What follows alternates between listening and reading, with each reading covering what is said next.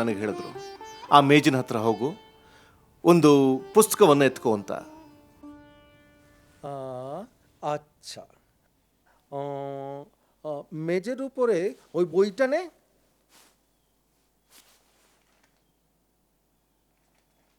না না না, এইটা এইটা এইটা ওইটা নে।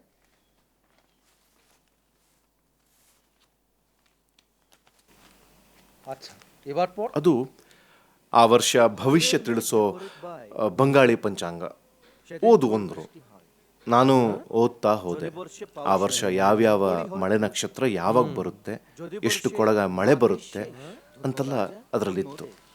ಅದನ್ನು ಕೇಳಿಸ್ಕೊಂಡ್ಮೇಲೆ ನನಗೆ ಹೇಳಿದ್ರು, ಸರಿ ಈಗ ಆ ಪಂಚಾಂಗನ ಹಿಂಡು ಅಂತ. ನಾನು ಅವ್ರು ಹೇಳಿದ್ರಲ್ಲ ಅಂತ ಹಿಂಡಿದೆ. ಯಾಕೆ ಮಗು, ಒಂದೇ ಒಂದು ತೊಟ್ಟು ನೀರು ಬರ್ತಿಲ್ಲ. ಎಲ್ಲಿವರೆಗೂ ನೀರು ಬರಲ್ವೋ ಅಲ್ಲಿವರೆಗೂ ಮಳೆ ಎಲ್ಲ ಪಂಚಾಂಗದ ಒಳಗೆ. ಹಂಗೆ ಎಲ್ಲಿವರೆಗೂ ಧರ್ಮ ನಿನಗೆ ದೇವರನ್ನ ಕಾಣಿಸೋದಿಲ್ವೋ ಅಲ್ಲಿವರೆಗೂ ಅದು ನಿಷ್ಪ್ರಯೋಜಕ.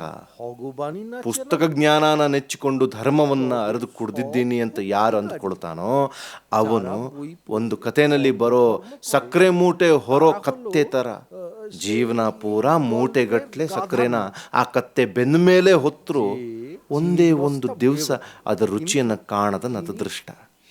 ಕತ್ತೆ ಪ್ರಾಣಿ, ಕತ್ತೆ ಕಥೆ, ಕಥೆ ಕಥೆ.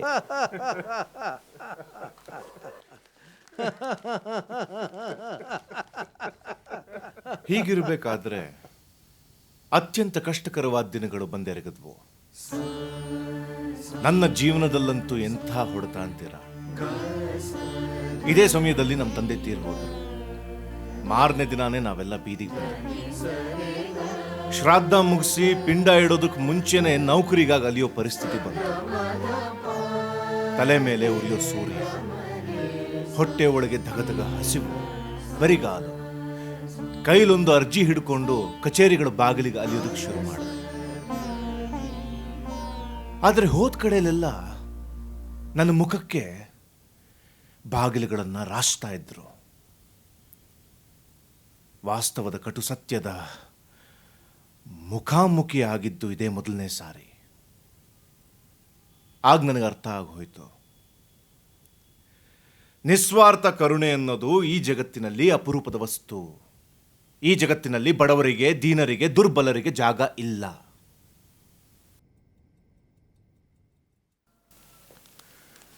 ಹೀಗೆ ಒಂದು ದಿವಸ ಕೆಲಸಕ್ಕೆ ಅಲೆದಾಡಿ ಸುಸ್ತಾಗಿ ಕಾಲಲ್ಲಿ ಬೊಬ್ಬೆಗಳೆದ್ದು ಆಕ್ಟರ್ಲೋನಿ ಮೈದಾನದಲ್ಲಿ ನಾನು ಕುಸಿದು ಕೂತಿದ್ದೆ.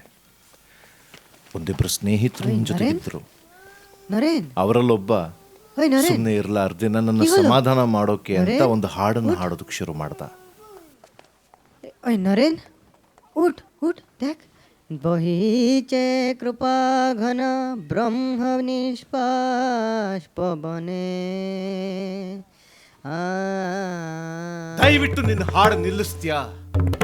ಯಾರು ಬೆಳ್ಳಿ ಚಮಚನ ಬಾಯಲ್ಲೇ ಇಟ್ಕೊಂಡು ಹುಟ್ಟಿರ್ತಾರೋ, ಯಾರ ಮನೆಯಲ್ಲಿ ಹಸಿದ ಬಂಧುಗಳಿಲ್ವೋ ಅಂಥವ್ರ ಕಿವಿಗಳಿಗೆ ಈ ಹಾಡು ಮಧುರವಾಗಿ ಕೇಳಿಸ್ಬೋದು. ಹೌದು, ಒಂದು ಕಾಲದಲ್ಲಿ ನಾನು ನಿಂತರನೇ ಇದ್ದೆ. ಈ ತರದ ಹುಚ್ಚಾಟಗಳೆಲ್ಲ ನನಗೂ ಇಷ್ಟ ಆಗ್ತಾ ಇತ್ತು. ಆದ್ರೆ ಇವತ್ತು ಜೀವನದ ಕಠೋರ ಸತ್ಯದ ಮುಂದೆ ಈ ಹಾಡು ಕೇಳ್ತಾ ಇದ್ರೆ ಎಲ್ಲೋ ಅದು ನನ್ನ ಸ್ಥಿತಿಯನ್ನು ಅಣುಕಿಸ್ತಾ ಇದೆಯೇನೋ ಅಂತ ಅನ್ಸುತ್ತೆ. ಕೆಲವು ದಿನಗಳಂತೂ ನನ್ನ ಜೇಬು ಖಾಲಿ, ಮನೆಯಲ್ಲಿ ದಿನಸಿ ಕೂಡ ಇರ್ತಾ ಇರಲಿಲ್ಲ. ಅಂಥ ದಿನಗಳಲ್ಲಿ ನಮ್ಮಮ್ಮನಿಗೆ ನನ್ನನ್ನು ಸ್ನೇಹಿತರು ಹೊರಗೆ ಊಟಕ್ಕೆ ಕರೆದಿದ್ದಾರೆ ಅಂತ ಸುಳ್ಳು ಹೇಳಿ ಮನೆಯಿಂದ ಹೊರಗೆ ಬಂದು ಹಸ್ಕೊಂಡೇ ಇರ್ತಾ ಇದ್ದೆ. ಮನೆಯಲ್ಲಿ ಇಂಥ ಸ್ಥಿತಿ ಇದೆ ಅಂತ ಗೆಳೆಯರ ಮುಂದೆ ಹೇಳ್ಕೊಳ್ಳೋದಕ್ಕೆ ಆತ್ಮಗೌರವ ಅಡ್ಡ ಬರ್ತಾ ಇತ್ತು. ಆ ದಿನಗಳ ಯಾತನೆ, ನರಕ ಯಾತನೆ. ಇಷ್ಟೆಲ್ಲ ಕಷ್ಟ ಕೋಟಲೆಗಳ ಮಧ್ಯೆನೂ ಭಗವಂತ ನನ್ನ ಜೊತೆ ಇದ್ದಾನೆ ಅಂತಾಗಲಿ, ಅವನ ಕೃಪೆಯ ಮೇಲಾಗಲಿ ನಾನು ಯಾವತ್ತೂ ನಂಬಿಕೆ ಕಳ್ಕೊಂಡಿರಲಿಲ್ಲ. ಪ್ರತಿದಿನ ಬೆಳಿಗ್ಗೆ ಎದ್ದವನೇ ಅವನನ್ನು ಪ್ರಾರ್ಥಿಸಿ ನನ್ನ ಕೆಲಸದ ಭೇಟಿಗೆ ಹೋಗ್ತಿದ್ದೆ. ಆದರೆ ಒಂದು ಬೆಳಿಗ್ಗೆ ನಮ್ಮಮ್ಮ ನಾನು ಪ್ರಾರ್ಥನೆ ಮಾಡ್ತಾ ಇದ್ದದನ್ನು ನೋಡ್ದವಳೆ, ಲೋ ದಡ್ಡ ಸುಮ್ಮನೆ ಇರೋ, ಹುಟ್ಟದಾಗಿಂದಲೂ ನೀನು ದೇವರು ದೇವರು ಅಂತ ಗಂಟ್ಲು ಹರ್ಕೊಂಡಿದ್ದೇ ಬಂತು, ಆದರೆ ನಿನ್ನ ದೇವರು ಮಾಡಿದ್ದೇನು ಅಂತಂದ್ಬಿಟ್ಲು. ನನ್ನ ಒಳಗಡೆ ಏನೋ ಕುಟುಕ್ದಂಗಾಯ್ತು. ಮನಸ್ಸಿನಲ್ಲಿ ಸಂಶಯದ ಅಲೆ ಬಂದು ಹೋಯಿತು. ಭಗವಂತ ಅನ್ನೋನು ಇರೋದು ನಿಜವೇ? ಅವನು ಒಂದು ವೇಳೆ ಇದ್ರೂ ಮನುಷ್ಯನ ಆರ್ತನಾದವನ್ನ ಅವನು ಕೇಳಿಸ್ಕೊಳ್ತಾನ? ಹಾಗಿದ್ರೆ ನನ್ನ ಕಳಕಳಿಯ ಪ್ರಾರ್ಥನೆಗೆ ಯಾಕೆ ಅವನಿಂದ ಉತ್ತರ ಇಲ್ಲ? ನನಗೆ ಭಗವಂತನ ಮೇಲೆ ಕೆಂಡದಂತಹ ಕೋಪ ಬಂತು. ಬಹುಶಃ ನನ್ನ ಇಡೀ ಜೀವನದಲ್ಲಿ ಸಂಶಯ ಪಿಶಾಚಿ ನನ್ನೊಳಗೆ ನುಗ್ಗೋದಕ್ಕೆ ಸಾಧ್ಯವಾಗಿದ್ರೆ ಅದು ಆ ಘಳಿಗೆ. ಇದಾದ ಕೆಲವೇ ದಿನಗಳಲ್ಲಿ ನಾನು ಒಬ್ಬ ದೊಡ್ಡ ನಾಸ್ತಿಕವಾದಿ ಆಗಿದ್ದೀನಿ ಅಂತ, ದೊಡ್ಡ ಕುಡುಕ ಆಗಿದ್ದೀನಿ ಅಂತ, ಅಷ್ಟೇ ಅಲ್ಲ ಹೋಗಬಾರದ ಜಾಗಗಳಿಗೆ ಹೋಗ್ತಾ ಇದ್ದೀನಿ ಅನ್ನೋ ಪುಕಾರು ಶುರುವಾಯಿತು. ಇದು ನನ್ನ ಮನಸ್ಸನ್ನು ಇನ್ನಷ್ಟು ಕಲ್ಲಾಗಿಸ್ತು. ಶ್ರೀರಾಮಕೃಷ್ಣರ ಕಿವಿಗೆ ಈ ಸುದ್ದಿ ಬಿದ್ದು ಅವರು ಇದನ್ನೆಲ್ಲ ನಂಬಿಬಿಟ್ರಿ ಅನ್ನೋ ಯೋಚನೆ ಬಂದಾಗಲೆಲ್ಲ ಮನಸ್ಸಿಗೆ ತುಂಬ ನೋವಾಗ್ತಾ ಇತ್ತು.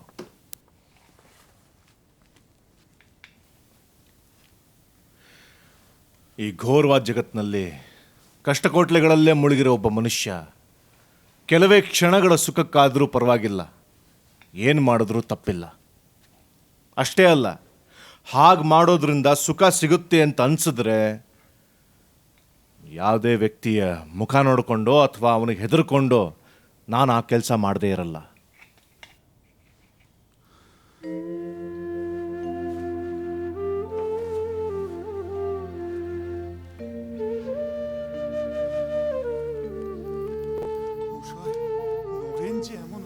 ಈ মাতানা ಶ್ರೀರಾಮಕೃಷ್ಣರ ಪ್ರಿಯ ಶಿಷ್ಯ ಅವ್ರ ಮುಂದೆ ಕಣ್ಣೀರು ಸುರಿಸ್ತಾ ಹೇಳ್ದ, মা বলেছেন সে কখনো ওরকম হতেই পারে না, আর কখনো ওসব কথা বললে তোদের মুখ দেখবই না মা।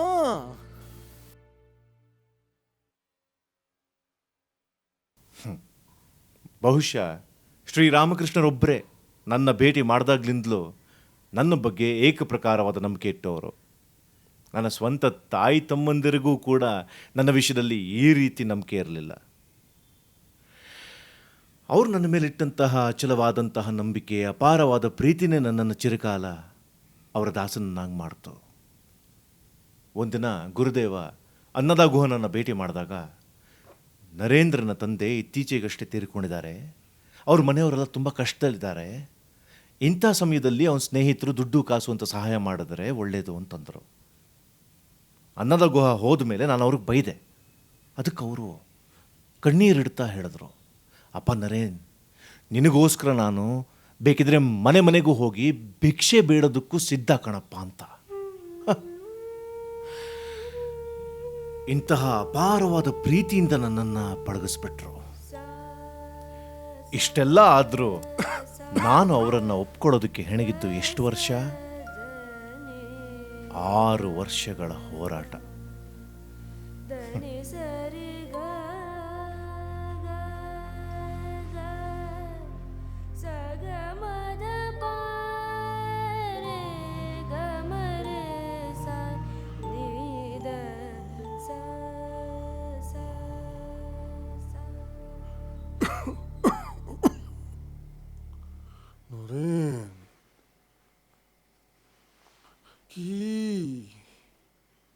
আমার ইচ্ছা হয় সুখদেবের মতো 5-6 দিন ক্রমাগত একেবারে সমাধিতে ডুবে থাকি,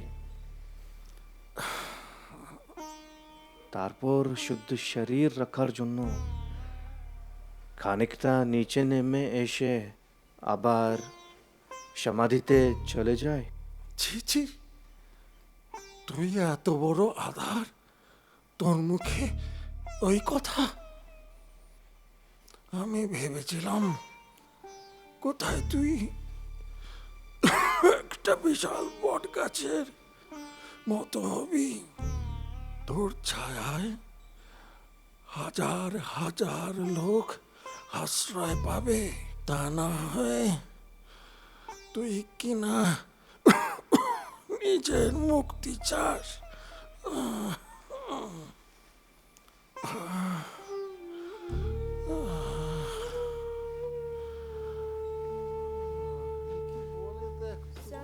ನಾನು ಅವರನ್ನು ತುಂಬ ಪ್ರೀತಿಸ್ತಾ ಇದ್ದೆ. ಅದೇ ನನ್ನನ್ನು ಅವರೊಟ್ಟಿಗೆ ಹಿಡಿದಿಟ್ಟಿದ್ದು. ನಾನೇ ಕಣ್ಣಾರೆ ಅವರ ಅದ್ಭುತ ಪರಿಶುದ್ಧತೆಯನ್ನು ನೋಡಿದ್ದೆ, ಅವರ ಅದಮ್ಯ ಪ್ರೀತಿಯನ್ನು ಅನುಭವಿಸ್ತಾ ಇದ್ದೆ. ಇಷ್ಟೆಲ್ಲ ಆದರೂ ಅವರ ಹಿರಿಮೆ ಎಂಥದ್ದು ಅಂತ ನನ್ನ ತಲೆಗೆ ಹೋಗ್ತಾ ಇರಲಿಲ್ಲ. ಕಡೆಗೊಂದಿನ ಅವರನ್ನು ಒಪ್ಕೊಳ್ಳೇಬೇಕಾಯಿತು. ಯಾವಾಗ ನಾನು ಅವ್ರ ಜೊತೆ ಹೆಣಗಾಡೋದು ಬಿಟ್ಟು ಅವರ ದಾಸ ಆದ್ನೋ ಆಗ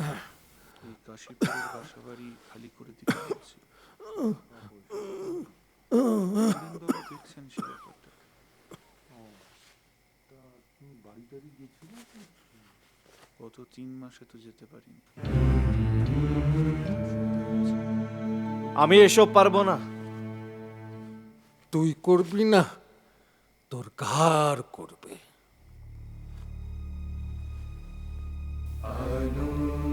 ನನ್ನ ಗುರುದೇವನ ಜೊತೆ ನಾನು ನಡೆಸಿದ 6 ವರ್ಷಗಳ ಹೋರಾಟದ ಫಲ ನನಗೆ ಈಗ ಆ ಹಾದಿಯ ಪ್ರತಿ ಅಂಗುಲವೂ ಗೊತ್ತಿದೆ.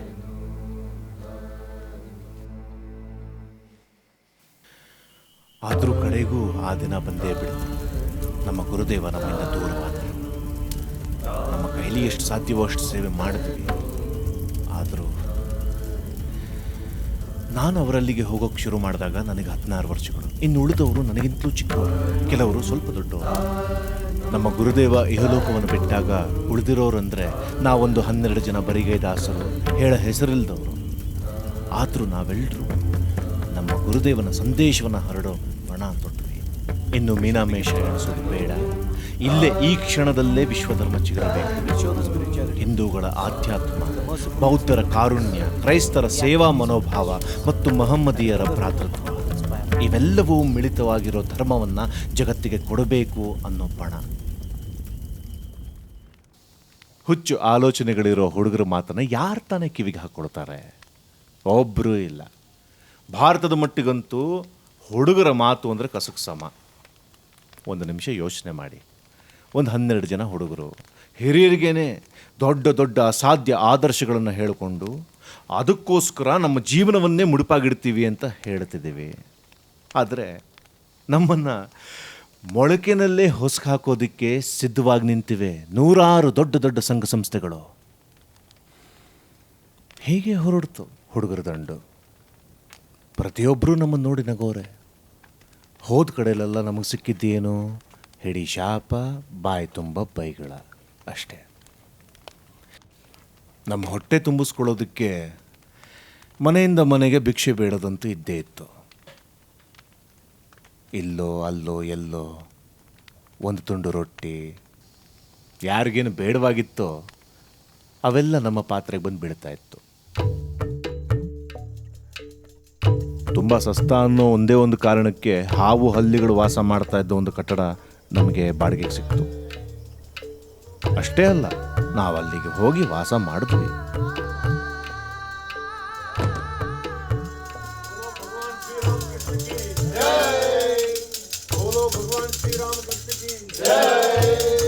ನಮ್ಮ ಮಠದಲ್ಲಿ ಒಂದೇ ಒಂದು ಅಕ್ಕಿ ಕಾಳು ಇರದಿದ್ದ ದಿನಗಳು ಅದೆಷ್ಟು. ಕೆಲವು ದಿನ ಭಿಕ್ಷೆ ಎತ್ತಿ ತುತ್ತು ಅನ್ನ ಏನೋ ಸಿಗ್ತಾ ಇತ್ತು, ಆದರೆ ನೆಂಚ್ಕೊಳ್ಳೋದಕ್ಕೆ ಒಂದು ಚಿಟಿಕೆ ಉಪ್ಪಿಗೆ ಗತಿ ಇರಲಿಲ್ಲ. ಇನ್ನು ಕೆಲವು ದಿವಸ ಅನ್ನ, ಚಿಟಿಕೆ ಉಪ್ಪು, ತಿಂಗಳಾನುಗಟ್ಟಲೆ ನಮ್ಮ ಊಟ ಏನು? ಬೇಯಿಸಿದ ಬಿಲ್ವದ ಎಲೆಗಳು, ಒಂದಿಷ್ಟು ಅನ್ನ, ಇಷ್ಟು ಉಪ್ಪು. ವೈಯಕ್ತಿಕವಾಗಿ ನನಗೆ ದುರ್ಭಿಕ್ಷದಲ್ಲಿ ಅಧಿಕ ಮಾಸ. 2 ದೋಣಿಗಳ ಮೇಲಿನ ಸವಾರಿ. ಒಂದು ಕಡೆ ನನ್ನ ತಾಯಿ ತಮ್ಮಂದಿರು ಹಸಿದು ಸಾಯೋದನ್ನು ನೋಡಬೇಕಾಗಿತ್ತು. ಮತ್ತೊಂದು ಕಡೆ ಭಾರತದ ಭವಿಷ್ಯವನ್ನು ಉಜ್ವಲಗೊಳಿಸುತ್ತೆ ಅಂತ ನಾನು ನಂಬ್ಕೊಂಡಿದ್ದಂತಹ ಈ ಸಿದ್ಧಾಂತಗಳನ್ನು ಆಚರಣೆಗೆ ತರೋದು ಹೇಗಪ್ಪ ಅಂತ ಯೋಚಿಸಬೇಕಿತ್ತು. ಒಂದು ತಡ ಮುಟ್ಟಿಸ್ಬೇಕಿತ್ತು. ಕಲ್ಕತ್ತಾದಲ್ಲೇ ಇದ್ದರೆ ನನಗೆ ಯಶಸ್ಸು ಸಿಗುವ ಯಾವ ಸಾಧ್ಯತೆಯೂ ಇಲ್ಲ. ಯಾಕಂದರೆ ಕಲ್ಕತ್ತಾದಲ್ಲೇ ನನ್ನ ತಾಯಿ ಮತ್ತು ತಮ್ಮಂದಿರು ವಾಸ ಮಾಡ್ತಿದ್ದಾರೆ. ನಮ್ಮ ತಂದೆಯ ಅಕಾಲ ಮರಣದ ನಂತರ ಅವರಿಗೆ ಜೀವನ ನಡೆಸುವುದು ದುಸ್ತರವಾಗಿದೆ. ಕೆಲವು ಸಲ ಅಂತೂ ಅವರು ದಿನಗಟ್ಟಲೆ ಉಪವಾಸ ಬೀಳುವ ದುಸ್ಥಿತಿಯೂ ಇದೆ. ঘরেতে চাল বাড়ন তো বাবা, ওখানে ಇಷ್ಟೆಲ್ಲ ಸಾಲದು ಅಂತ ನಮ್ಮ ಕೆಲವು ದುಷ್ಟ ಸಂಬಂಧಿಗಳು ನಮ್ಮ ಪೂರ್ವಿಕರ ಮನೆಯಿಂದ ಅವರನ್ನು ಹೊರದಬ್ಬಿದ್ದಾರೆ. তখন আমি রান্না করে দেব, দেখবি ಆ ಮೊಕದ್ದಮೆಯ ವಿಚಾರಣೆ ಈಗ ಕೋರ್ಟ್ನಲ್ಲಿ ನಡೀತಿದೆ. হ্যাঁ সত্যি রে বাবা, সত্যি। কত রান্না করে দেবো তোদের, কত সুন্দর সন্দেশ মিষ্টি দাদা আনবে, তোরা খাবি। ನಾನು ಈ ಆದರ್ಶ ಪುರುಷನ ಜೀವನವನ್ನು ಕಣ್ಣಾರೆ ಕಂಡಿದ್ದೇನೆ. ಇಷ್ಟಾದರೂ ನನ್ನಿಂದ ಏನೂ ಸಾಧಿಸೋದಕ್ಕೆ ಸಾಧ್ಯವಿಲ್ವಲ್ಲ ಅನ್ನೋದೇ ನನ್ನ ಅತಿ ದೊಡ್ಡ ಕೊರಗು. ರಾಜಿ ಮಾತೇ ಇಲ್ಲ, ಇದೇ ನಮ್ಮ ಆದರ್ಶ. ಇದನ್ನ ಜನರಿಗೆ ತಲುಪಿಸಲೇಬೇಕು. ನಾವು ಸತ್ರು ಚಿಂತೆ ಇಲ್ಲ. ಅರಸ ಸಿಕ್ಕಿದ್ರೆ ಅರಸನಿಗೆ, ಆಳು ಸಿಕ್ಕಿದ್ರೆ ಆಳಿಗೆ. ಈ ಸತ್ಯ ಮುಟ್ಲೇಬೇಕು.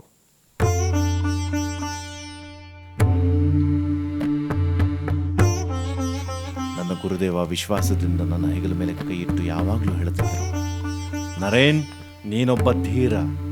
ನಿನ್ನನ್ನು ನೋಡಿದ್ರೆ ಸಾಕು ನನ್ನ ಕೆಚ್ಚು ಹೆಚ್ಚುತ್ತೆ ಅಂತ. ಹೌದು, ನಾನೊಬ್ಬ ಧೀರ.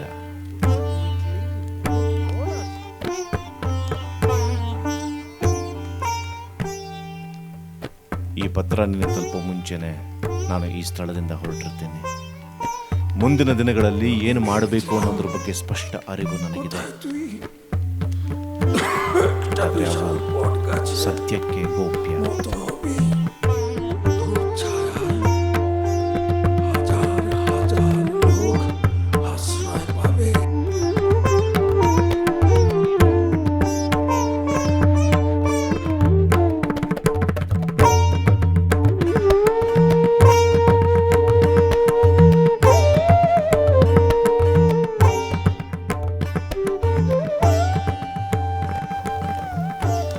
ಅಲ್ಲಿಂದ ಶುರುವಾಯಿತು ನನ್ನ ಪಾರಿವ್ರಾಜಕ ದಿನಗಳು.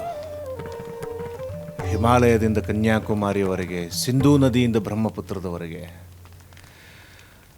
ಈ ಸಮಯದಲ್ಲಿ ಅದೆಷ್ಟು ಸಲ ಹಸಿವು ಬಳಲಿಕೆಯಿಂದ ಜರ್ಜರಿತನಾಗಿ ಸಾವಿನ ದವಡೆಯಿಂದ ತಪ್ಪಿಸ್ಕೊಂಡು ಬಂದಿಲ್ಲ. ಕೆಲವು ಸಲ ಅಂತೂ ದಿನಗಟ್ಟಲೆ ತಿನ್ನೋದಕ್ಕೇನೂ ಇಲ್ಲದೆ ಒಂದು ಹೆಜ್ಜೆನೂ ಮುಂದೆ ಇಡೋದಕ್ಕೆ ಸಾಧ್ಯ ಆಗ್ತಿರಲಿಲ್ಲ. ಆದರೆ ಹೀಗೆ ಯಾರೋ ಒಬ್ಬ ಬಡವ ನನ್ನ ಮೇಲಿನ ಕರುಣೆಯಿಂದ ಕೊಟ್ಟ ಒಂದು ಹಿಡಿ ಭಿಕ್ಷಾನ್ನವನ್ನು ತಿಂದು ಆಲದ ನೆರಳಲ್ಲಿ ರಾತ್ರಿಗಳನ್ನು ಕಳೀತಾ ಇದ್ದಿದ್ದು ಎಷ್ಟು ಸತ್ಯನೋ.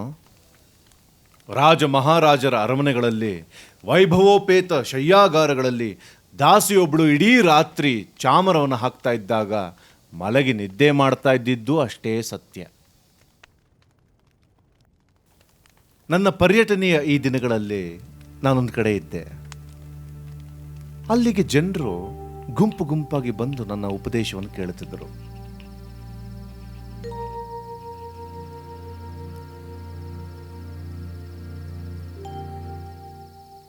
ನಿಮಗೆ ನಂಬೋದಕ್ಕೆ ಅಸಾಧ್ಯ ಅಂತ ಅನ್ಸಿದ್ರು ನಿಜ. ನಾನು ಅರೆಕ್ಷಣ ವಿಶ್ರಾಂತಿನೂ ಇಲ್ಲದೆ 3 ಹಗಲು 3 ರಾತ್ರಿ ಸತತವಾಗಿ ಜನರ ಜೊತೆ ಮಾತಾಡ್ತಾ ಇದ್ದೆ.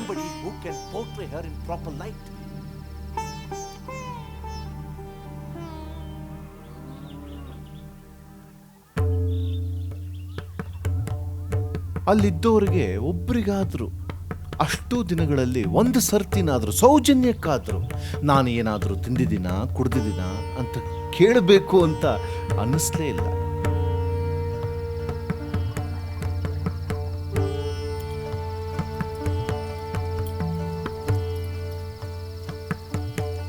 Because I can't go from door to door. If I come to you, tell you and convince you about my ideas, it will automatically reach the masses. 3ನೇ ರಾತ್ರಿ ಉಪನ್ಯಾಸ ಆದಮೇಲೆ ಎಲ್ಲರೂ ಎದ್ದು ಹೊರಟರು. May god bless. ಆಗ ಆ ಹೊತ್ತಿನಲ್ಲಿ ಕೆಳಜಾತಿಯ ಬಡವ ಒಬ್ಬ ನನ್ನ ಹತ್ರ ಬಂದು ಕೇಳ್ದ, ಸ್ವಾಮೀಜಿ, 3 ದಿನಗಳಿಂದಲೂ ನೋಡ್ತಾ ಇದ್ದೀನಿ, ನೀವು ಏನೂ ತಿಂದಿಲ್ಲ, ನಿಮಗೆ ತುಂಬ ಸುಸ್ತು ಮತ್ತು ಹಸಿವೆ ಆಗಿರ್ಬೇಕಲ್ಲ ಅಂತ. ನನಗೆ ತಿನ್ನೋದಕ್ಕೆ ನೀನೇನಾದರೂ ಕೊಡ್ತೀಯಾ ಅಂತ ಕೇಳಿದೆ. ನನ್ನ ಮಾತುಗಳನ್ನು ಕೇಳ್ತಾ ಇದ್ದ ಹಾಗೆ ಅವನ ಮುಖ ಹೆದರಿಕೆಯಿಂದ ಬಿಳಿಸ್ಕೊಂಡ್ಬಿಡ್ತು. ಒಬ್ಬ ಚಮ್ಮಾರನಾಗಿ ಅವನು ಒಬ್ಬ ಸನ್ಯಾಸಿಗೆ ತಿನ್ನೋದಕ್ಕೆ ಏನಾದರೂ ಕೊಟ್ಟ ಅನ್ನೋದು ಅಪ್ಪಿತಪ್ಪಿ ಅವನ ರಾಜನಿಗೆ ಏನಾದರೂ ಗೊತ್ತಾದರೆ ಅವನಿಗೆ ದೊಡ್ಡ ಶಿಕ್ಷೆ ಆಗ್ತಾ ಇತ್ತು. ಅಷ್ಟೇ ಅಲ್ಲ, ಆ ರಾಜ್ಯದಿಂದಲೇ ಅವನನ್ನು ಹೊರ ಅಟ್ಟಿ ಬಿಡೋ ಸಾಧ್ಯತೆ ಇತ್ತು ಪಾಪ. ಆದರೂ ನನ್ನ ಮೇಲೆ ಕರುಣೆ ಉಕ್ಕಿ ಇದ್ರ ಪರಿಣಾಮ ಏನಾಗ್ಬೋದು ಅಂತ ಗೊತ್ತಿದ್ರೂ ಕೂಡ ನನಗೆ ಆಹಾರ ತಂದು ಕೊಟ್ಟ. ನನಗಂತೂ ಕೃತಜ್ಞತೆಯಿಂದ ಕಣ್ಣು ತುಂಬಿ ಬಂತು. ಅವನನ್ನು ನೋಡಿ ಅನ್ನಿಸ್ತು, ಸಾವಿರಾರು ಹೃದಯವಂತರು ಹೀಗೆಲ್ಲೋ ಮುರುಕಲು ಗುಡಿಸಲುಗಳಲ್ಲಿ ವಾಸ ಮಾಡ್ತಾ ಇದ್ದಾರೆ. ನಾವು ಇಂಥವ್ರನ್ನ ನೀಚ ಜಾತಿಯವರು, ಅಸ್ಪೃಶ್ಯರು ಅಂತ ದೂರ ತಳ್ತಾ ಇದ್ದೀವಲ್ಲ ಅಂತ. ಭಾರತ ದೇಶದಲ್ಲಿ ಅತ್ಯಂತ ಕೆಳಜಾತಿಯಲ್ಲಿ ಹುಟ್ಟಿದವನು ಕೂಡ ಉನ್ನತವಾದ ಧಾರ್ಮಿಕ ಆದರ್ಶಗಳನ್ನು ಇಟ್ಕೊಂಡಿರೋದನ್ನು ಎಲ್ಲಿಂದ ಎಲ್ಲಿಗೆ ಹೋದರೂ ಕಾಣಬಹುದು. ಅವ್ರಿಗೆ ಬೇಕಾಗಿರೋದೇನು? ಈ ಜಗತ್ತಿನಲ್ಲಿ ಉತ್ತಮ ಜೀವನ ನಡೆಸೋದು ಹೇಗೆ ಅಂತ ತಿಳಿಸೋ ವಿದ್ಯೆ. ನಾನೊಂದು ಮಾತು ಹೇಳ್ತೇನೆ, ಇವರೇ ನನ್ನ ಭರವಸೆ. ಯಾಕಂದರೆ ಇಡೀ ಭೂಮಂಡಲದಲ್ಲಿ ಇವರಷ್ಟು ಸಾತ್ವಿಕರಾದಂತಹ ಜನ ಮತ್ತೊಬ್ಬರಿಲ್ಲ. ಬ್ರಿಟಿಷ್ ಸೈನ್ಯದ ಅತ್ಯುತ್ತಮ ಸೈನಿಕರು ಯಾರು? ನಮ್ಮ ಭಾರತದ ಶ್ರಮಿಕ ವರ್ಗದಿಂದ ಬಂದಂಥ ಈ ಜನ. ಅವರಿಗೆ ಸಾವು ಅನ್ನೋದು ಲೆಕ್ಕಕ್ಕೆ ಇಲ್ಲ. ಅವ್ರಿಗೆ ಬೇಕಿರೋದೇನು? ತಮ್ಮ ಮೈ ಮುಚ್ಕೊಳ್ಳೋದಕ್ಕೆ ಗೇಣದ ಬಟ್ಟೆ, ಹೊಟ್ಟೆ ತುಂಬಿಕೊಳ್ಳೋದಕ್ಕೆ ಹಿಡಿ ಅನ್ನ. ಅವ್ರನ್ನ ಹೊಡೀರಿ, ಬಡೀರಿ, ತೆರಿಗೆಗಳನ್ನು ಹೇರಿ, ಮನಸ್ಸೋ ಇಚ್ಛೆ ಏನು ಬೇಕಾದರೂ ಮಾಡಿ ಅವ್ರು ಸುಮ್ಮನೆ ಇರ್ತಾರೆ. ಎಲ್ಲಿವರೆಗೂ ಅವರಿಗೆ ತಮ್ಮ ಧಾರ್ಮಿಕ ನಂಬಿಕೆ ಮತ್ತು ಶ್ರದ್ಧೆಗಳನ್ನು ಆಚರಿಸೋದಕ್ಕೆ ಸ್ವಾತಂತ್ರ್ಯ ಇದೆಯೋ ಅಲ್ಲಿವರೆಗೂ ಅವರು ಚಕಾರ ಕೂಡ ಎತ್ತೋದಿಲ್ಲ. ನಿಮಗೇನು ಬೇಕೋ ಎಲ್ಲವನ್ನು ದೋಚ್ಕೊಂಡು ಹೋಗಿ, ಆದರೆ ನಮ್ಮ ದೇವರುಗಳನ್ನು ನಮಗೆ ಬಿಟ್ಟು ಬಿಡಿ, ಇದು ಅವರ ಸೊಲ್ಲು. ಯಾವಾಗ ಬ್ರಿಟಿಷರು ಅವರ ಧರ್ಮದ ಬುಡಕ್ಕೆ ಕೈ ಹಾಕಿದ್ರೋ ಆಗ ಇವರು ಅದನ್ನು ಸಹಿಸಲಿಲ್ಲ. 1857ರ ಸಿಪಾಯಿ ದಂಗೆಗೆ ಮುಖ್ಯ ಕಾರಣ ಏನು? ಇದೆ. ಈ ಜನ ತಮ್ಮ ಧರ್ಮದ ಮೇಲಿನ ದಬ್ಬಾಳಿಕೆಯನ್ನು ಎಂದೂ ಸಹಿಸೋದಿಲ್ಲ. ನನ್ನ ಯೋಜನೆ ಭಾರತದ ಈ ಜನ ಸಮುದಾಯವನ್ನು ತಲುಪೋದು.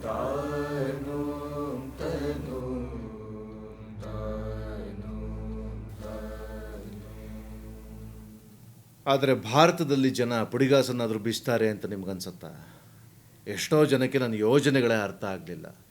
ಪಾಪ ಪ್ರತಿದಿನ ತಮ್ಮ ದೈನಂದಿನ ಆಹಾರ, ನಿದ್ರಾ, ಮೈಥುನ, ವ್ಯಾಪಾರಗಳಲ್ಲೇ ಮೈ ಮರೆಯೋ ಈ ಜನ ಇದನ್ನೆಲ್ಲ ಅರ್ಥ ಮಾಡ್ಕೊಳ್ಳೋದಾದರೂ ಹೇಗೆ? ಇಡೀ ಹಿಂದೂಸ್ತಾನದಲ್ಲಿ ನಾನು ಯಾರೊಬ್ಬನ್ನೂ ನೆಚ್ಕೊಂಡು ಹೋಗಲಿಲ್ಲ. ನಂಬಿದ ಗುರುದೇವ ನನಗೆ ದಾರಿ ತೋರಿಸಿದ್ರು. ಮೈಸೂರಿನ ಮಹಾರಾಜ, ಖೇತ್ರಿಯ ಮಹಾರಾಜ, ರಾಮನಾಡಿನ ಮಹಾರಾಜ ಇವ್ರ ಜೊತೆಗೂಡಿ ಮದ್ರಾಸಿನ ಜನ ಸ್ವಯಂ ಪ್ರೇರಿತರಾಗಿ ನನ್ನನ್ನು ಇಲ್ಲಿಗೆ ಅಮೇರಿಕಕ್ಕೆ ಕಳಿಸಿದ್ರು.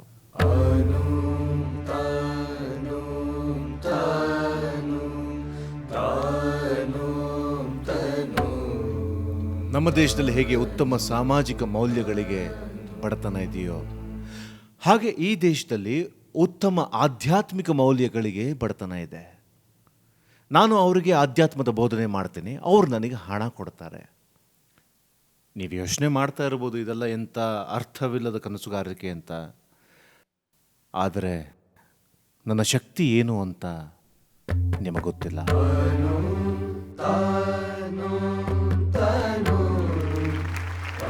ಒಬ್ಬ ಕ್ರೈಸ್ತ ಹಿಂದುವೋ ಬೌದ್ಧನೋ ಆಗುವ ಅವಶ್ಯಕತೆ ಇಲ್ಲ. ಹಾಗೆಯೇ ಒಬ್ಬ ಹಿಂದೂ ಬೌದ್ಧನೋ ಕ್ರೈಸ್ತನೋ ಆಗಿ ಪರಿವರ್ತಿತನಾಗಬೇಕಿಲ್ಲ. ಪ್ರತಿಯೊಬ್ಬರೂ ಮತ್ತೊಬ್ಬರ ಧರ್ಮದಲ್ಲಿರುವ ಉನ್ನತ ಮೌಲ್ಯಗಳನ್ನು ರೂಢಿಸಿಕೊಳ್ಳುತ್ತಲೇ ತನ್ನತನವನ್ನು ಉಳಿಸಿಕೊಳ್ಳಬೇಕು ಮತ್ತು ತನ್ನ ಬೆಳವಣಿಗೆಯ ನಿಯಮಗಳಿಗನುಸಾರ ಬೆಳೆಯಬೇಕು. ವಿಶ್ವಧರ್ಮ ಸಮ್ಮೇಳನ ಇಡೀ ವಿಶ್ವಕ್ಕೆ ತೋರಿಸಿಕೊಟ್ಟಿರುವುದೇನೆಂದರೆ ದೈವತ್ವ, ಪಾವಿತ್ರತೆ ಮತ್ತು ಉದಾರತೆ ಮುಂತಾದ ಮೌಲ್ಯಗಳು ಕೇವಲ ಯಾವುದೇ ಒಂದು ಧರ್ಮದ ಸೊತ್ತಲ್ಲ ಮತ್ತು ಪ್ರತಿ ಧಾರ್ಮಿಕ ವ್ಯವಸ್ಥೆಯಿಂದಲೂ ಉಜ್ವಲ ವ್ಯಕ್ತಿತ್ವಗಳ ಜನನವಾಗಿದೆ ಅನ್ನೋದು. ಈ ಚಾರಿತ್ರಿಕ ಸತ್ಯದ ಅರಿವಿದ್ದು ಯಾರಾದರೂ ಕೇವಲ ತನ್ನ ಧರ್ಮದ ಉನ್ನತಿ ಮತ್ತು ಉಳಿದ ಧರ್ಮಗಳ ಅವನತಿಯಾಗಬೇಕು ಅಂತ ಬಯಸಿದ್ರೆ ಅಂಥವ್ರನ್ನ ಕಂಡ್ರೆ ನನಗೆ ಮರುಕು ಉಂಟಾಗುತ್ತೆ. ಭವಿಷ್ಯದಲ್ಲಿ ಯಾರದೇ ಎಷ್ಟೇ ವಿರೋಧವಿದ್ದರೂ ಪ್ರತಿ ಧರ್ಮದಲ್ಲೂ ಕದನ ಬೇಡ, ಸಹಾಯವಿರಲಿ, ನಿರ್ನಾಮವಲ್ಲ ನಿರ್ಮಾಣ, ಅಶಾಂತಿಯಲ್ಲ ಶಾಂತಿ ಮತ್ತು ಸೌಹಾರ್ದತೆ ಅನ್ನುವ ಧ್ಯೇಯ ವಾಕ್ಯಗಳು ರಾರಾಜಿಸುತ್ತವೆ.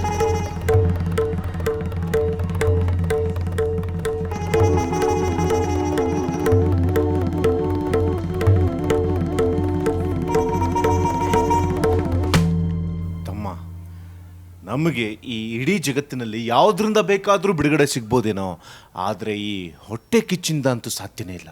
ಇದು ನಮ್ಮ ರಾಷ್ಟ್ರಕ್ಕೆ ಅಂಟಿದ ದೊಡ್ಡ ಶಾಪ.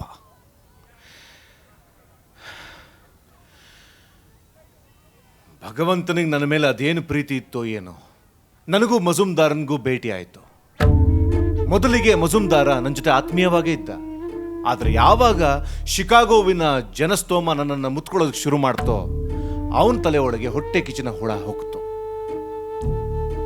ಇಲ್ಲಿನ ಪಾದ್ರಿಗಳಿಗೆ ನಾನೊಬ್ಬ ಅಯೋಗ್ಯ, ಯಕಶ್ಚಿತ್ ಮನುಷ್ಯ, ದಗಾಕೋರ, ಸನ್ಯಾಸದ ಸೋಗಂಟಿಸ್ಕೊಂಡಿರುವಂಥ ಕಪಟಿ ಅಂತೆಲ್ಲ ಅಪಪ್ರಚಾರ ಮಾಡಿದ್ದಾನೆ. ಈ ಪಾದ್ರಿಗಳು ಅವ್ರಿಗಷ್ಟೇ ಸಾಕಾಗಿತ್ತು. ಅದಕ್ಕೆ ಇನ್ನಷ್ಟು ಉಪ್ಪು ಖಾರ ಸೇರಿಸಿ ನನ್ನ ಬಗ್ಗೆ ಅತ್ಯಂತ ಹೀನವಾದ ಸುಳ್ಳುಗಳನ್ನು, ಅವಹೇಳನಕಾರಿ ಮಾತುಗಳನ್ನು ಪತ್ರಿಕೆಗಳಲ್ಲಿ ಛಾಪಿಸಿ ಹಂಚಿಬಿಟ್ರು. ಮತ್ತೆ ಅಲ್ಲಿ ಅವನು ಕಲ್ಕತ್ತಾದಲ್ಲಿ ನನ್ನ ಬಗ್ಗೆ ಏನು ಹೇಳ್ಕೊಂಡು ತಿರುಗ್ತಾರನ್ನೇ ಗೊತ್ತಾ? ನಾನು ಇಲ್ಲಿ ಅಮೇರಿಕಾದಲ್ಲಿ ಪಾಪದ ಜೀವನ ನಡೆಸ್ತಾ ಇದ್ದೀನಂತೆ, ಅದು ಬ್ರಹ್ಮಚರ್ಯ ಕಳ್ಕೊಂಡು. ಭಗವಂತ ಅವನನ್ನು ಕಾಪಾಡಪ್ಪ.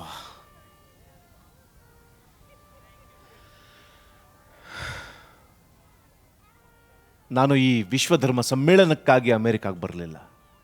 ಯಾರಿಗೆ ಬೇಕಿತ್ತು ಈ ವಿಶ್ವಧರ್ಮ ಸಮ್ಮೇಳನ? 12 ವರ್ಷಗಳ ಕಾಲ ನಾನು ನನ್ನ ದೇಶ ಬಾಂಧವರಿಗಾಗಿ ಸೇವೆ ಮಾಡೋದಕ್ಕೆ ಸಹಾಯ ಸಿಗುತ್ತಾ ಅಂತ ನನ್ನ ದೇಶದಲ್ಲಿ ಅಲ್ಲಿದೆ. ಯಾವತ್ತು ಅದು ಸಾಧ್ಯವಾಗಲಿಲ್ವೋ ಆ ಸಹಾಯವನ್ನು ಹುಡುಕೊಂಡು ನಾನು ಅಮೇರಿಕಾಗೆ ಬಂದೆ. ಶಿಕಾಗೋ ಮತ್ತು ಬೇರೆ ನಗರಗಳಲ್ಲಿ ಉಪನ್ಯಾಸ ಮಾಡಿದೆ. ಕೆಲವು ಸಲ ಅಂತೂ ವಾರಕ್ಕೆ 12, 15 ಇನ್ನೂ ಹೆಚ್ಚು ಉಪನ್ಯಾಸಗಳನ್ನು ಮಾಡಬೇಕಿತ್ತು. ನಾನು ಹೆಸರು ಕೀರ್ತಿಯನ್ನು ಹುಡುಕೊಂಡು ಈ ದೇಶಕ್ಕೆ ಬರಲಿಲ್ಲ. ಅವನ್ನ ನನ್ನ ಮೇಲೆ ಬಲವಂತವಾಗಿ ಹೊರಿಸಲಾಯಿತು. ಈ ಜನಗಳ ಅವಹೇಳನದ ಮಧ್ಯೆಯೂ ನನ್ನ ದೇಶದ ಹಿರಿಮೆಯನ್ನು ಎತ್ತಿ ಹಿಡಿಯೋ ಕೆಚ್ಚೆದೆಯನ್ನು ತೋರಿಸಿದ್ದೇನೆ. ಬಹುಶಃ ಯಾವುದೇ ಹಿಂದೂವಿನ ಬಾಯಿಂದ ಬರಬಹುದು ಅಂತ ಅವರು ಊಹಿಸೋಕ್ಕೂ ಸಾಧ್ಯವಾಗದಂತಹ ಹೊಸ ಹೊಸ ವಿಚಾರಗಳನ್ನು ನಾನು ಅವರಿಗೆ ಕೊಟ್ಟಿದ್ದೇನೆ.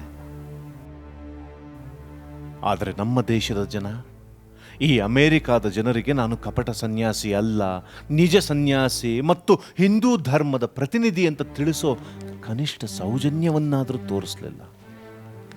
ಅವರಿಗೆ ಕೆಲವು ಪದಗಳನ್ನು ಖರ್ಚು ಮಾಡೋಕ್ಕೂ ಸಾಧ್ಯ ಆಗಲಿಲ್ಲವೇ? ಭಲೇ ಭಾರತೀಯರೇ, ನನ್ನ ಅತಿ ದೊಡ್ಡ ತಪ್ಪು ಅಂದರೆ ನನ್ನ ದೇಶವನ್ನು ನಾನು ತುಂಬ ತುಂಬ ಪ್ರೀತಿಸೋದು.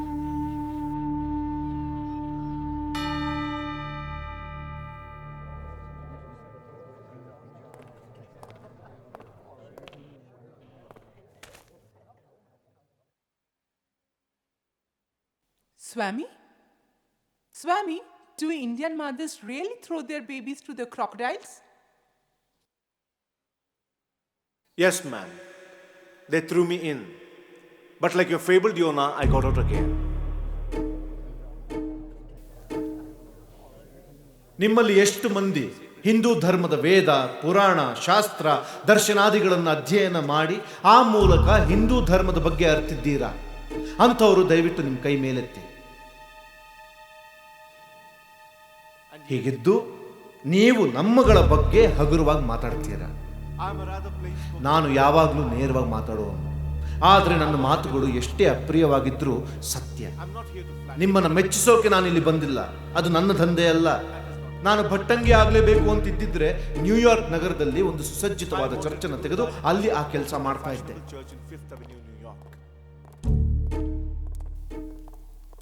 ನೀವು ನನ್ನ ಮಕ್ಕಳು. ನಾನು ನಿಮ್ಮ ನ್ಯೂನ್ಯತೆಗಳು, ತಪ್ಪುಗಳು, ಸೋಗಲಾಡಿತನ ಇವುಗಳನ್ನು ಎತ್ತಿ ತೋರಿಸುತ್ತಾ ಆ ಮೂಲಕ ನಿಮಗೆ ಭಗವಂತನೆಡೆಗೆ ದಾರಿಯನ್ನು ತೋರಿಸ್ತಾ ಇದ್ದೀನಿ. ಸ್ವಾರ್ಥವನ್ನೇ ಅಡಿಗಲ್ಲಾಗಿಸಿಕೊಂಡು, ಸ್ಪರ್ಧೆಯನ್ನೇ ಅಸ್ತ್ರವನ್ನಾಗಿಸಿಕೊಂಡು, ಭೋಗ ಜೀವನವನ್ನೇ ತನ್ನ ಗುರಿಯಾಗಿಸಿಕೊಂಡಿರುವ ಪ್ರತಿ ವ್ಯವಸ್ಥೆಯು ಇವತ್ತಲ್ಲ ಅಂತ್ಯವನ್ನು ಕಾಣಲೇಬೇಕು. ನಿಮಗೇನಾದರೂ ಬದುಕುವ, ವಿಕಸಿಸುವ ಆಸೆ ಇದ್ದರೆ ದಯವಿಟ್ಟು ಮರಳಿ ಕ್ರಿಸ್ತ ದೇವನ ಬಳಿಗೆ ತೆರಳಿ. ಅದೊಂದೇ ನಿಮಗಿರುವ ದಾರಿ. ಅವನಿಲ್ಲದ ಅರಮನೆಗಳಲ್ಲಿ ವಾಸ ಮಾಡೋದಕ್ಕಿಂತ ಅವನಿರೋ ಗುಡಿಸಲುಗಳಲ್ಲಿ ಬದುಕೋದು ಎಷ್ಟೋ ಮೇಲು. ಓ ಭಗವಂತ, ಇಡೀ ಭಾರತದಲ್ಲಿ ಒಬ್ಬನೇ ಒಬ್ಬ ಯೋಗ್ಯ ಮನುಷ್ಯ ನನಗೆ ಬೆನ್ನೆಲುಬಾಗಿ ನಿಲ್ಲೋ ಹಾಗಿದ್ದಿದ್ರೆ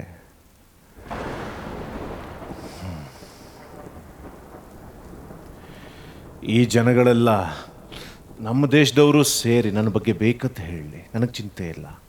ಆದರೆ ನನಗೊಬ್ಬಳು ವಯಸ್ಸಾದ ತಾಯಿ ಇದ್ದಾಳೆ. ಅವಳು ಜೀವನ ಪೂರ ಕಂಡಿದ್ದು ಉಂಡಿದ್ದು ಬರೀ ಕಷ್ಟಗಳನ್ನು ಮಾತ್ರ. ಈ ಎಲ್ಲ ಕಷ್ಟಕೋಟ್ಲೆಗಳ ಮಧ್ಯದಲ್ಲಿ ಅವಳು ತನ್ನ ಜೀವನದ ಆಶಾಕಿರಣವಾದ ನನ್ನನ್ನು, ತನ್ನ ಮುದ್ದು ಕಣ್ಮಣಿಯನ್ನು ಭಗವಂತನ ಸೇವೆಗೆ ಸಮರ್ಪಿಸ್ಬಿಟ್ಲು. ಆದರೆ ಈಗ ಆ ಮಜುಂದಾರ ಕಲ್ಕತ್ತಾದಲ್ಲಿ ಹೇಳ್ಕೊಂಡು ತಿರುಗ್ತಾನಲ್ಲ, ಆ ಸುಳ್ಳು ಆರೋಪಗಳನ್ನು ಕೇಳಿಯೇ ಅವಳು ಎದೆ ಒಡೆದು ಹೋಗುತ್ತೆ. ನಾನು ಯಾವತ್ತೂ ಪ್ರಚಾರಕನಾಗಿ ಕೆಲಸ ಮಾಡಿಲ್ಲ, ಮುಂದೆನೂ ಮಾಡಲ್ಲ. ಹಿಮಾಲಯವೇ ಯಾವತ್ತಿದ್ರೂ ನನ್ನ ಮನೆ. ಓ ಭಗವಂತ, ನನ್ನ ದೇಶ ಬಾಂಧವರು ಘೋರ ಸಂಕಟದಲ್ಲಿರೋದನ್ನು ನಾನು ಕಣ್ಣಾರೆ ಕಂಡೆ. ಅದರಿಂದ ಅವರನ್ನು ಪಾರು ಮಾಡೋದಕ್ಕೆ ದಾರಿ ಏನು ಅನ್ನೋದನ್ನು ನಾನು ಕಂಡುಕೊಂಡೆ. ನನ್ನ ಕೈಲಾದ ಪ್ರಯತ್ನ ಪಟ್ಟೆ, ಆದರೆ ಸೋತೆ. ನಿನ್ನಿಚ್ಛೆ ಏನಿದೆಯೋ ಅದೇ ಆಗಲಿ. A huge locomotive has rushed on over the line. A small worm that was creeping on one of its rails saved its life by crawling out of the path of the locomotive. Yet, ಇದು ನನ್ನದೇ ದಡ್ಡತನ. ಆದದಾಗಲಿ, ಬಂದದು ಬರಲಿ. ಈ ಅಲೆಗಳ ಮಧ್ಯದಲ್ಲಿ ದೋಣಿಯಂತೂ ತಡ ಬಿಟ್ಟಿದೆ. So immense is only an engine, a machine. ಭಾರತದಿಂದ ಏನಾದರೂ ಒಳ್ಳೆಯ ಸುದ್ದಿ ಬರ್ಬೋದು ಅಂತ ಪ್ರತಿ ಕ್ಷಣ ಕಾದೆ. ಇಲ್ಲ, ಅದು ಕಡೆಗೂ ಬರಲೇ ಇಲ್ಲ. ಹೆಜ್ಜೆ ಹೆಜ್ಜೆಗೂ ನರಕ ಯಾತನೆಯನ್ನು ಅನುಭವಿಸ್ತಾ ಇದ್ದೆ. ಭಾರತದ ಪತ್ರಿಕೆಗಳಲ್ಲಿ ನನ್ನ ಬಗ್ಗೆ ಒಂದೇ ಒಂದು ಒಳ್ಳೆ ಮಾತು ಇಲ್ಲ. ಕಾದೆ, ದಿನಗಟ್ಲೆ ತಿಂಗಳುಗಟ್ಲೆ ಕಾದೆ, ಏನೂ ಬರಲಿಲ್ಲ. ಒಂದೇ ಒಂದು ದನಿ ಕೂಡ ಇಲ್ಲ.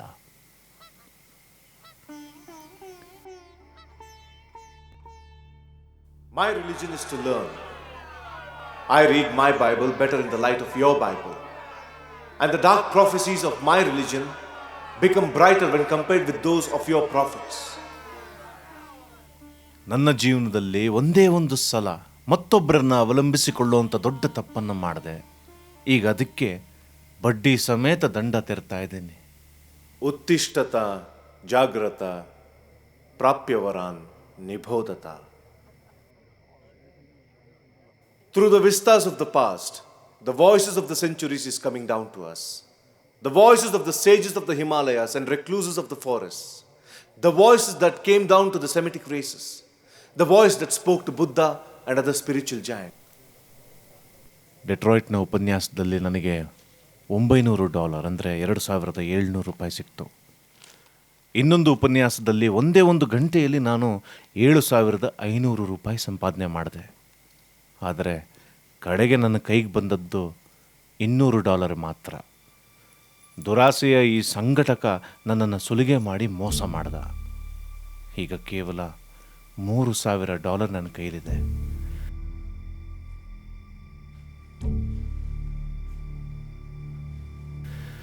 ಮುಂದೆ ಏನು ಮಾಡಬೇಕು ನನಗೆ ಗೊತ್ತಿಲ್ಲ.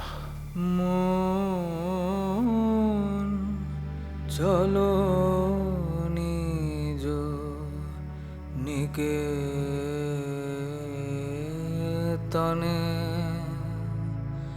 মন চলো নিজ নিকেতনে.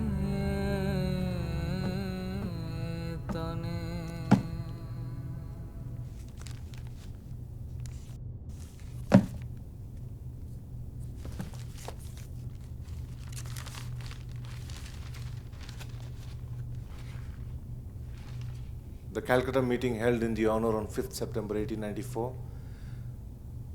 The president was the chief nobleman of Calcutta, and the other man, Mahesh Chandra Nyayaratna, is the principal of Sanskrit College and chief of Brahmin in all of India.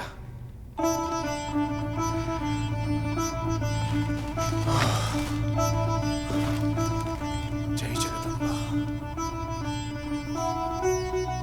Jai Jagadamba. ಇದು ನನ್ನ ನಿರೀಕ್ಷೆಗೂ ಮೀರಿತ್ತು. ಇಡೀ ದೇಶ ಜಿದ್ದಿಗೆ ಬಿದ್ದಂತೆ ಈ ಪ್ರವಾದಿಯನ್ನ ಗೌರವಿಸ್ತಾ ಇದೆ. ನಾನು ಎಂಥ ದುಷ್ಟ! ಭಗವಂತನ ಕೃಪಾ ಕಟಾಕ್ಷ ನಿರಂತರ ನನ್ನ ಮೇಲಿದ್ರೂ ಕೂಡ ಈ ಸಂಶಯದ ಹುಳ ನನ್ನನ್ನು ಕುರಿತಾ ಇತ್ತು. ಭಗವಂತ ಇದ್ದಾನೆ, ಅವನೇ ತಂದೆ, ಅವನೇ ತಾಯಿ, ಅವನೆಂದೂ ತನ್ನ ಮಗುವಿನ ಕೈ ಬಿಡಲ್ಲ.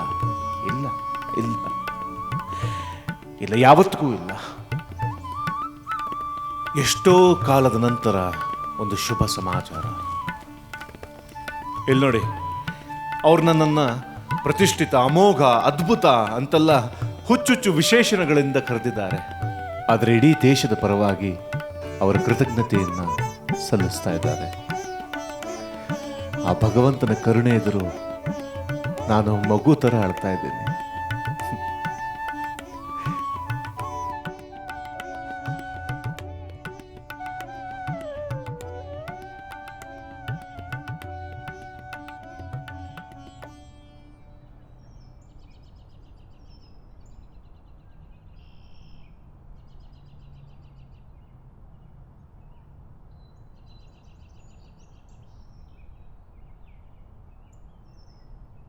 Sorry, Swami.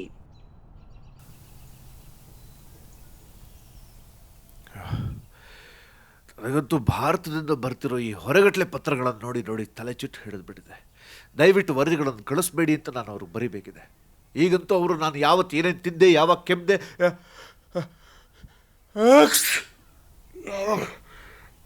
ಯಾವಾಗ ಸೀದ್ ಅಂತನೂ ಬರೀತಾರೆ. ಇದೆಲ್ಲ ನನ್ನ ದಡ್ಡತನ.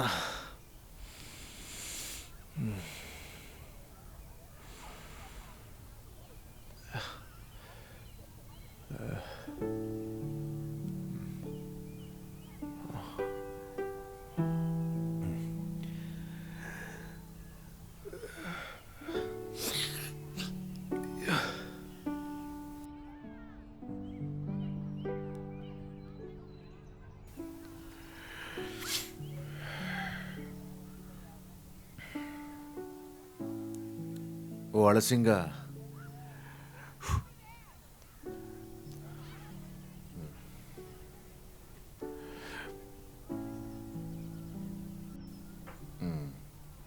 ಭಾರತೀಯರು ನಾನು ಹಿಂದೂ ಆಹಾರ ಪದ್ಧತಿಗೆ ಬದ್ಧನಾಗಿರಬೇಕು ಅಂತ ನಿರೀಕ್ಷಿಸಿದ್ರೆ ಅವ್ರಿಗೆ ಹೇಳು, ಒಬ್ಬ ಅಡುಗೆಯವನ್ನ ಅವನಿಗೆ ತಗಲೋ ಖರ್ಚನ್ನು ಕೊಟ್ಟು ಕಳಿಸಿ ಅಂತ.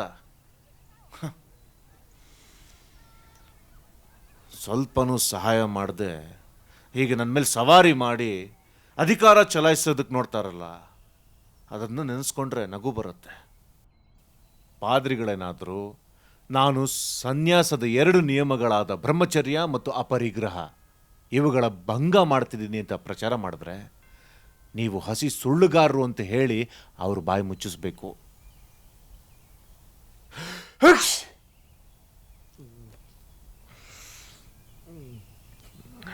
ಭಾರತದಿಂದ ಬರ್ತಿರೋ ಪತ್ರಗಳಲ್ಲಿ ಮತ್ತೆ ಮತ್ತೆ ಕೇಳ್ತಾ ಇದ್ದಾರೆ ನಾನು ಭಾರತಕ್ಕೆ ಯಾವಾಗ ವಾಪಸ್ ಹೋಗ್ತೀನಿ ಅಂತ. ನಾನು ಯಾವಾಗ ವಾಪಸ್ ಹೋಗ್ತೀನೋ ನನಗೆ ಗೊತ್ತಿಲ್ಲ. ಆದರೆ ಈ ದೇಶವನ್ನು ನೋಡಿದ ಸಾಕು. ಸದ್ಯದಲ್ಲೇ ನಾನು ಯುರೋಪ್ ಹೋಗ್ತೀನಿ, ಆಮೇಲೆ ಭಾರತಕ್ಕೆ. ಇಂಗ್ಲೆಂಡ್ನಲ್ಲಿ ಒಂದಿಷ್ಟು ವರ್ಷ ಕೆಲಸ ಮಾಡಿ ಭಾರತಕ್ಕೆ ಹಿಂದಿರುಗಿದ ಮೇಲೆ ಒಂದಷ್ಟು ವರ್ಷ ಯಾರ ಕೈಗೂ ಸಿಗೋದಿಲ್ಲ. Sorry, Swami. It's a queer life, mine. No rest.